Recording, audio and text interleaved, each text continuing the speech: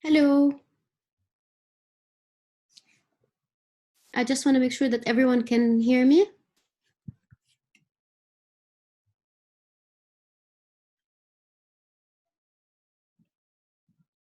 Hello. How are you? Great. Hope everything Wonderful. is fine. There's a screen. Yep. Are you able to see my screen? Yes, we are capable of seeing your screen. Wonderful. We're just going to wait for a few minutes and if 1 minute and then we can start so we can have. No worries. Do you want to, let me put a video on here too. Do you have the video also? No, I don't. So we can make sure that you're the star for today. Oh, well, where's my video? My video isn't on. Let's go back to this. Play from start. There we go. Are you able to see me? Yes, we are. Oh, okay, good. The picture isn't showing up for me. So, okay, good. Wonderful.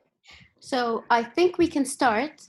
I've been waiting to hear about the multidisciplinary management of adult balanced dizzy patient. I know that you've mentioned this morning that you're going to be talking slightly about pediatric, which is my area of expertise. So I'll be waiting for it. So thank you. Well, we'll have to do that as another talk. Hopefully, yes.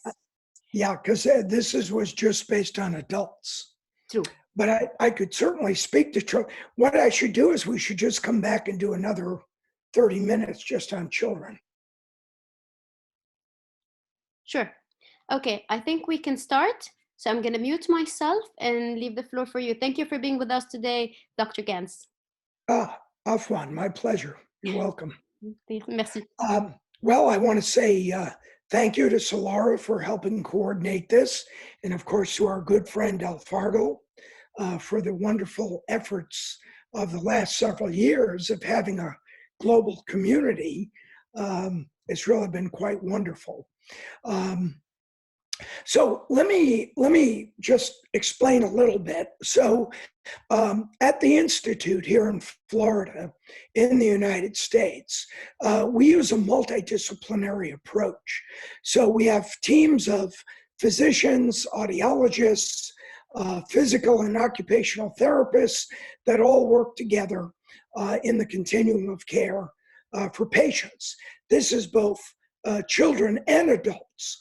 But Dr. Rutherford and I have an article coming out probably in the next week or two that will be in Audiology and ENT News. So I thought it would be nice to basically use this as a basis, and that way you'll also have the article on our website.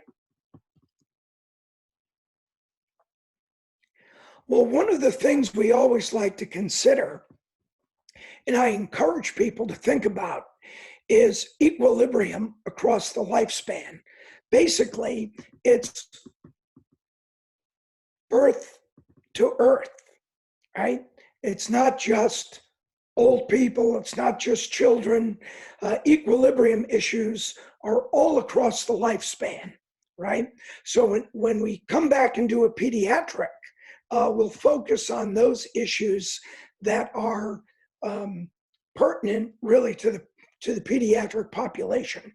But today we're going to focus on the adult and how we work together with our colleagues in physical medicine, physical and occupational therapy.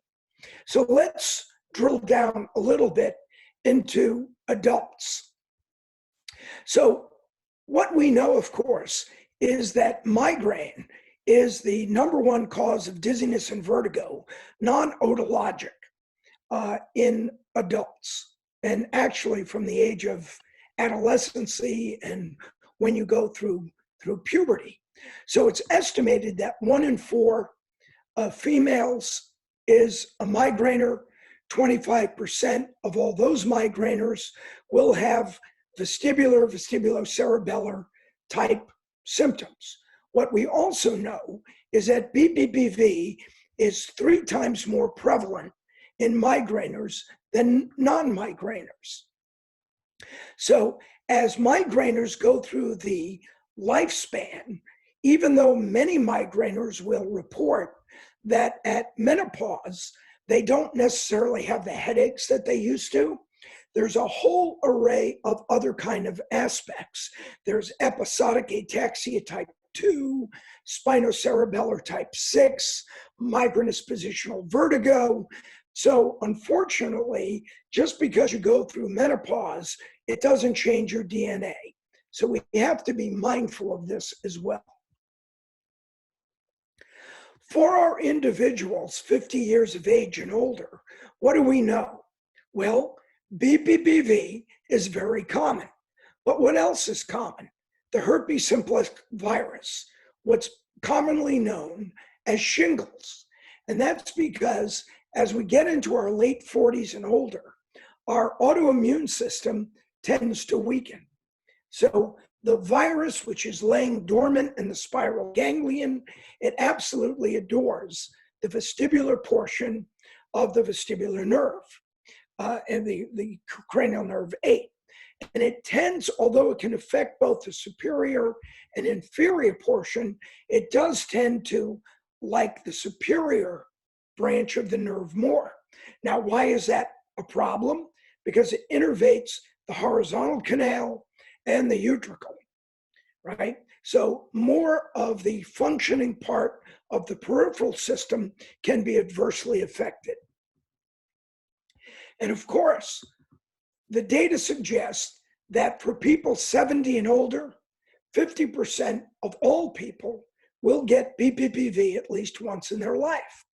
Now, BPPV is only benign if you're not the one who has it, right? O'Galley, in several of his publications, have shown increased falls, increased rates of depression, decreased activities of daily living. So we even undiagnosed, untreated BPPV can have catastrophic ramifications for many of our older patients. We know that the world is aging at a very, very fast rate. Here in the United States, shortly, 1 out of 4 Americans will be an older adult. In Europe, it's closer to 37%. So the demographic of the world is definitely getting older. And with aging comes many comorbidities. By 2030 in the United States, the population of 65-year-olds will double. But the fastest growing segment of the population is what we call the old, people 85 and older. And this segment of the population is actually going to quadruple. And this is going to put tremendous stress and strain on the healthcare systems. Dizziness is considered the #1 complaint of people over age 70. Now, that's not 100% due to inner ear problems, but according to Johns Hopkins, 85% of vertigo and balance-related dysfunction may be inner ear related. Now, that's not surprising when you think about BPPV and vestibular neuritis alone.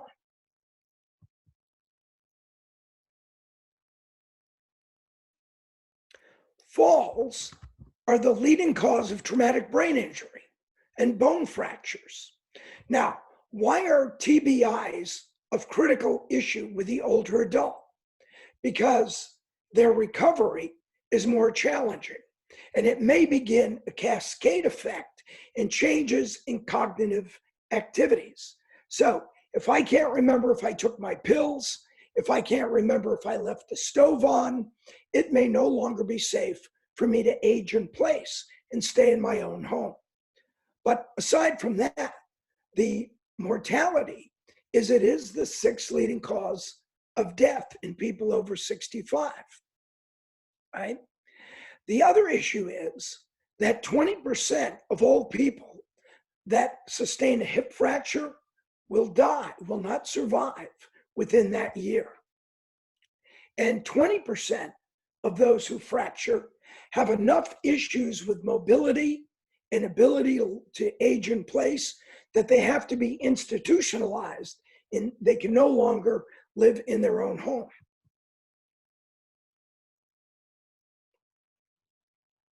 So what we begin to see here is that the consequence in morbidity and mortality of the older adult related to falls, whether these falls are contributed to simply by undiagnosed and untreated BPPV or other comorbidities, can be quite challenging. We all understand that equilibrium is a tripod, right?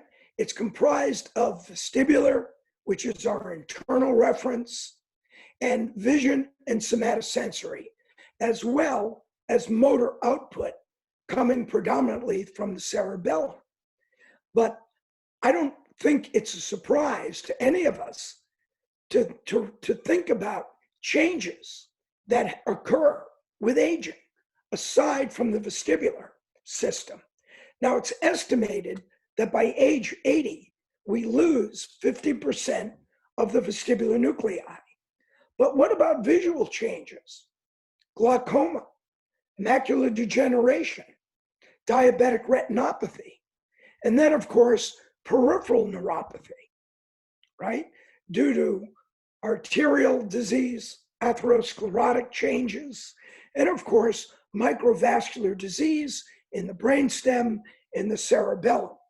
And what do we also know about the effect of polypharmacy and the influence of drugs on balance and falls? So the older adult and the aging adult presents with a wide array of equilibrium disturbances that might only be amplified or magnified by the addition of a unilateral BPPV.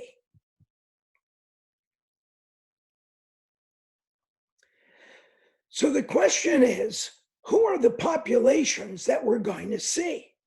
Now, almost everybody that is listening in today is probably what? Physiotherapist, occupational therapist, audiovestibular physician, audiologist, otorhinolaryngologist, neurotologist. So you're all very, very familiar with all the different conditions that can affect the peripheral and central vestibular system. So we don't need to go into all of those.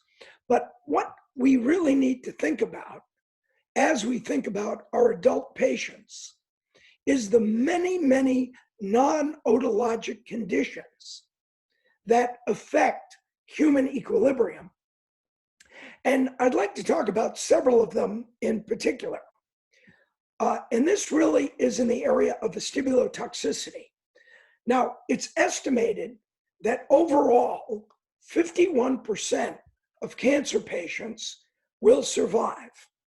And there are some forms of cancer that now are surpassing 80% survival rates. Well, that's fabulous news. But we know that chemotherapy, cisplatin, all can have vestibulotoxic effect. So while the individual may have survived their cancer, they're now left with a